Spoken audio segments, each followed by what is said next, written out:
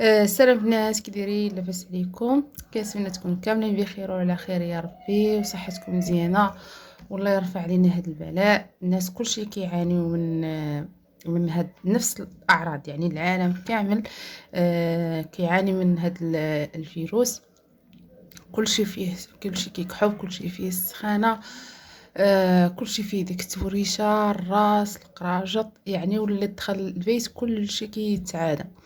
اليوم ان شاء الله غادي نشارك معكم واحد الوصفات اللي زوينين واللي كنصحنا بهم الدكتور الفايد.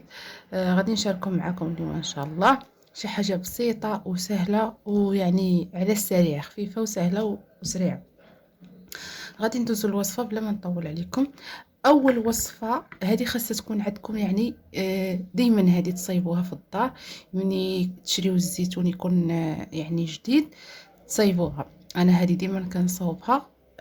هذه كيبان لكم تحت راه فيها ثومه، وكناخذ هاد القريعات هادو كيكون مع ما كيدخلوش الضو. كنفضل انني ندير فيهم، كتكون يعني القرعه باينه صغيره وما كتدخل لا ضو لا والو. ناخذ هاد القريعات، كنغسلهم، كنعمرهم بالزيت، وكنقي هكايا. انا ما كنأمر كنقيهم، ولا تقدري ما تنقيهمش، غير تكيهم هكا بالموس، ديري فيهم واحد الفتيحات وكتديريهم في هاد القريعه وكتخزنيهم. يعني اللي بغى يبدا يشربهم، واحد خاصها دوز عليهم واحد 15 يوم عاد تبداي تستعمليهم. صافي كنبقاو نستعملوهم.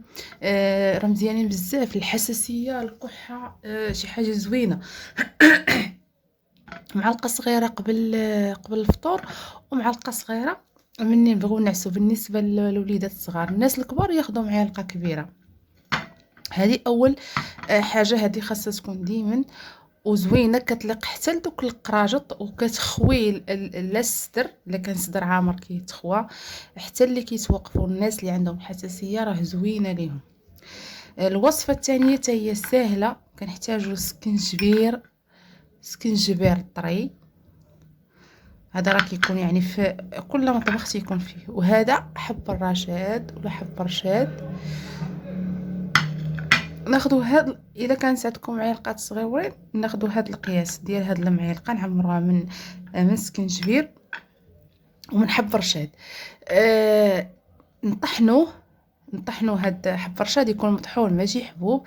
معلقه صغيره، الا كانت معلقه صغيره بزاف ناخذ فيها بحال هكا. الا كانت يعني حتى المعلقه صغيره عندي كبر من هاد الحجم، ناخذ غير النص ديالها من حب رشاد وسكنجبير. نخويهم في واحد هكا كاس ديال الماء يكون طايب. نخليهم واحد المده ديال 5 دقائق حتى كيطلقوا، وكنشربهم. هاد الوصفه زوينه الكحبه، وكتعطينا حتى السخونيه للذات ديالنا. من الافضل يعني الانسان يشربها ويدخل الفراش يخليها حتى يبغي ينعس. زوينه ومخيره، كتخليك ترتاح وتنعس. اللي بغى يدير غير حب رشاد، هاد حب رشاد ما يكونش مطحون، كناخذوا منه معلقه صغيره. هذه دابا وصفه اخرى. حب رشاد كنشدو كنديرو يا اما مع دانون، او لا مع كاس ديال الحليب. كنخويه وكنخلي دوك الحبيبات كيتنفخوا وكيطلقوا هذوك، يعني دوك المنافع ديالهم في داك يا اما دانون او لا رايب ولا حليب، يعني اللي توفر لكم. وكتخليوه المهم 3 سوايع قد ما خليتوه، تصايبوه تخليوه يطلق مزيان حتى تبغيو تنعسوا. وكتشربوا يا اما داك الحليب ولا داك الرايب ولا داك كاس ديال دانون، كتشربوه حتى هي زوينه. شي الكحبه تكون قديمه.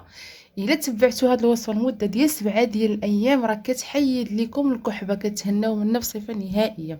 وصفه شي حاجه اللي زوينه، اللي عنده تكون كحبه قديمه. هذيك المعلقه صغيره قلت لكم ديال حب رشاد راه تهنيكم، ولكن غير مره واحده حتى تبغيو تنعسوا، مره واحده في النهار فقط. يعني ما نكثروش ثاني. اي حاجه كثرنا منها راه كنعرفوا انها راه كتولي مضره. وهنا غيكون نسال الفيديو. كنتمنى انكم تبارطاجيو هذا الفيديو باش يستافدوا منه بزاف ديال الناس، لان كنعرفوا دابا كلشي تيعاني، كلشي داز عليه هذا المرض. الحمد لله حتى حنا دوزنا حقنا، اللهم لك الحمد. الله يشافي كل واحد، الله يشافينا ويشافيكم ويشفي جميع المسلمين يا رب العالمين. وما تنسونيش من واحد لايك وتعليق زوين، وديروا تفعيل الجرس باش يوصلكم كل جديد ان شاء الله. مع السلامه، في حفظ الله ورعايته، الى اللقاء.